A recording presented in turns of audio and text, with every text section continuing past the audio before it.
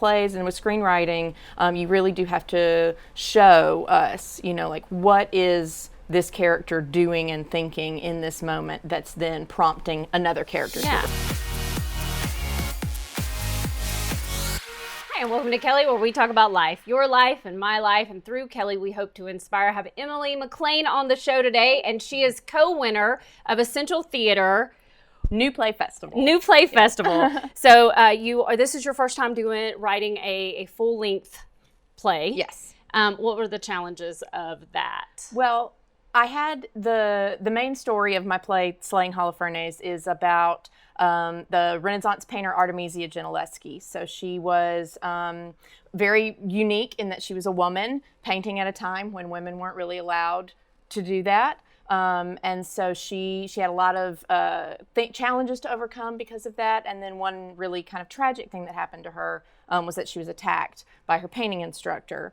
And she was raped, and she took him to trial. Wow. And so the historical record of all of that and was kind of like the inspiration for my story. So it's a dramatization of that and of her trial and what she went through. And then it is with a parallel plot line of a modern day woman who is working in an office, and she is having to navigate a relationship with a guy who's not really listening to her or respecting her boundaries, and sort of this kind of idea about like the Me Too movement, and sort of as women, we're starting to say when things go wrong, we say in the moment, but at the same time, the two plot lines, they kind of reflect on each other. You know, like some things have changed so much since Renaissance time. Right. But then other things, the idea of what does it take for a woman to be believed in modern day society, some of those things are just as hard as the challenges for Artemisia back in 1600s Italy. And it's hard to believe that at one time we weren't even allowed to really draw and sell paintings or be instructed with like a class of men. That's why she had to have private instruction, because she couldn't go and attend group classes with the men. Wow. So, wow. Yeah. And that education is so important, because I think the more you hold people accountable for things, that's the only way it gets better. Absolutely. And we know that with anything, the more people get away with things, the more things continue to happen. So I always say we live in a great time in history where we have a voice, we're allowed to speak, and we fought for that. So you are also an actress. Yes, yeah. And you are you teach drama at I school. do, yes, What school? I'm at Buford High School. Okay. I'm one of two theater teachers up there, and we have a very big program, and we do 9 shows a year with those kids. And so we're very, very fortunate. Are you high school? Yes. Yeah. Okay.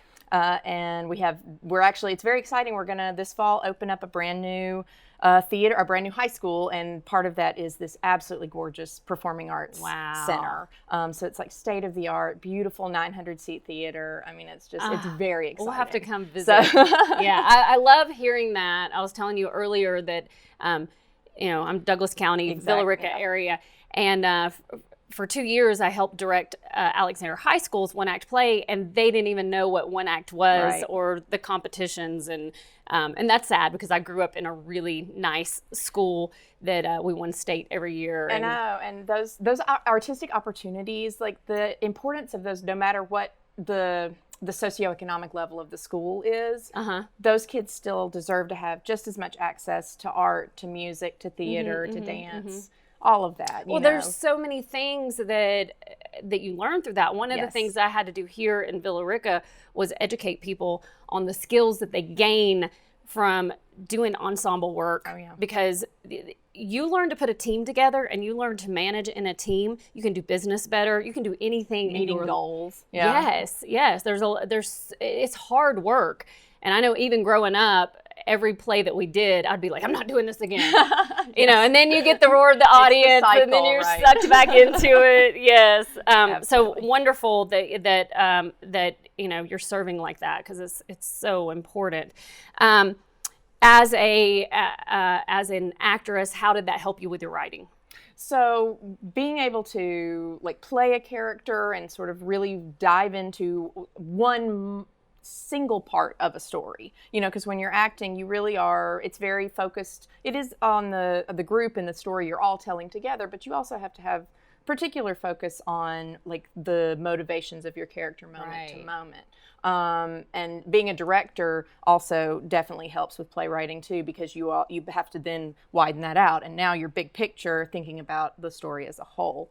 And so both of those avenues are really useful for writing and for playwriting and for screenwriting as well. This idea that like, how are you going to tell a story through the eyes of these different characters and how they interact with each other, so it's very different from like writing a novel, where you have a lot of control over like what the reader's experience is, whereas with plays and with screenwriting, you really do have to show us, like what is this character doing and thinking in this moment that's then prompting another character to respond. And getting it to work on a stage. Oh yes, that's also a difficult thing to do. Even when you take somebody who like you, obviously, who has been an actress and a director and writes something, it's still the director that comes in, it's still, they're translating it to an area and getting it to work. That's been so much fun with Essential, though, because the director of my play, Peter Hardy, he's been so welcoming to me. So I've gotten to come to lots of the different rehearsals. I've gotten to really like be a resource for the actors, so they can ask me questions if there are things they don't understand. And it's not always the way, but with a new work, especially like when that's the goal of the theater, and that is Essential's mission, is really like championing new work and helping it find its feet. It's been so valuable, and I've really appreciated that. And the play has grown since, what it was when the process started, the changes and rewrites and tweaks to the little things. Right. It's been really cool. And you were saying, and we've had Peter on the show. Yes, so, and you were saying that it's important going through the process that you collaborate with others. Oh yeah. What are some of the collaborations that you had with your play? With this particular play, especially the character of Amanda, who is the modern day counterpoint to Artemisia.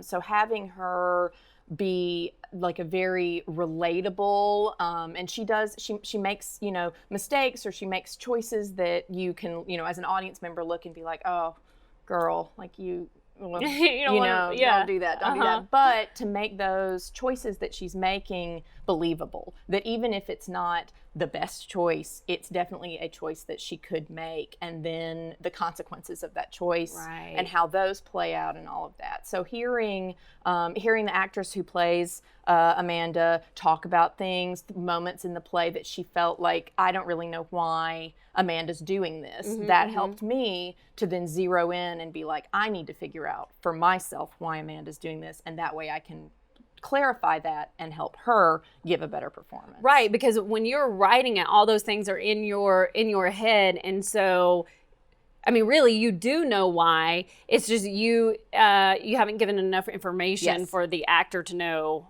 why, where those little like stepping stones are getting from point A to point B. So it's really breaking down those thoughts in your head. So what you have a play that you're in that's coming? Oh yes, yeah. So I'm in Gwinnett Classic Theater is doing King Lear in September, and so I play Regan in that. Which, if you're familiar with the story, she's like the second evil daughter. So there's 3 daughters, 2 of them are bad, 1 of them's good, and so I'm the middle bad daughter.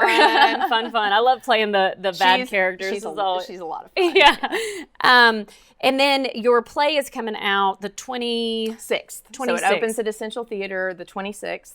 And it'll run in rep with the other winner, it's Ben Thorpe's play, Baby Shower for the Antichrist. And so they kind of are alternating through the end of August. Okay. And how do people get tickets for that? So you can go to essentialtheater.com, and then you can buy either like a festival pass, which would give you 2 opportunities, so you get to see both plays, or you can pick just individual night that you want to come and see the show. Okay, wonderful. Yeah, there's lots of opportunities. Wonderful. And what do you have about for the future as far as playwriting? Do you plan to continue writing? Absolutely. Oh yes.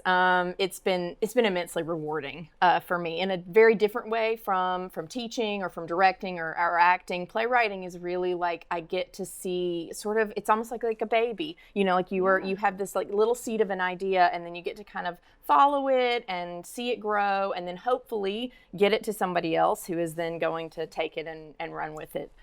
So I'm still a member of Working Title Playwrights, which is a group in Atlanta, and they are just immensely helpful and supportive. And that would be definitely a thing that I would say anybody who's thinking about, if they're in Atlanta anyway, for sure, look at that group and join, because they've just been so supportive and beneficial for a new writer, especially. Yeah, and you have mentors around you that are willing to collaborate and give information. Oh yeah, that's wonderful. They're really a generous group of artists, and I've been just so grateful to have that. Well, good. Thank you for that for that information. I want to present you with some candy and just tell you your gift in life. I mean, obviously, you're affecting many people's lives, especially as a coach myself. I work with young children, and I find it extremely rewarding. It is, yeah. And especially when, they go on to do something and they come back and they let you know how much you affected their life. That's the heart of every teacher. Oh yeah,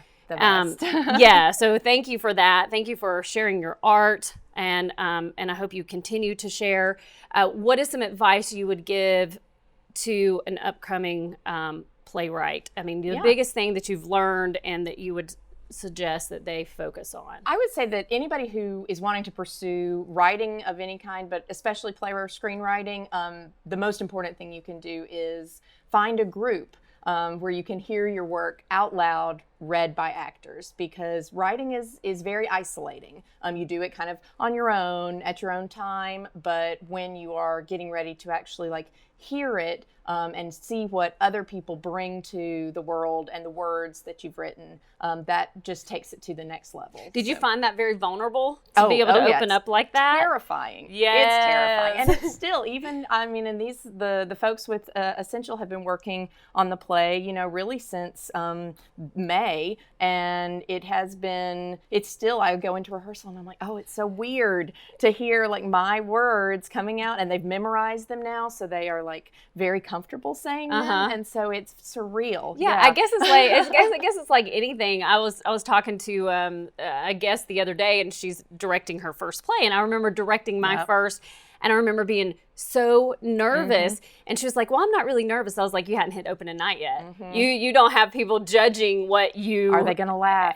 Are they going to laugh here? I laugh here. Are they going to laugh here? Oh, yeah. Yeah, like it's still very, very vulnerable. Well, thank you, and thank you for being here with us. We wish you luck in all that you do, and I'd love to come out and see your school and what you guys have going on there. Absolutely. Thank you so much for having me. You're very welcome. We hope that this segment educated and inspired you.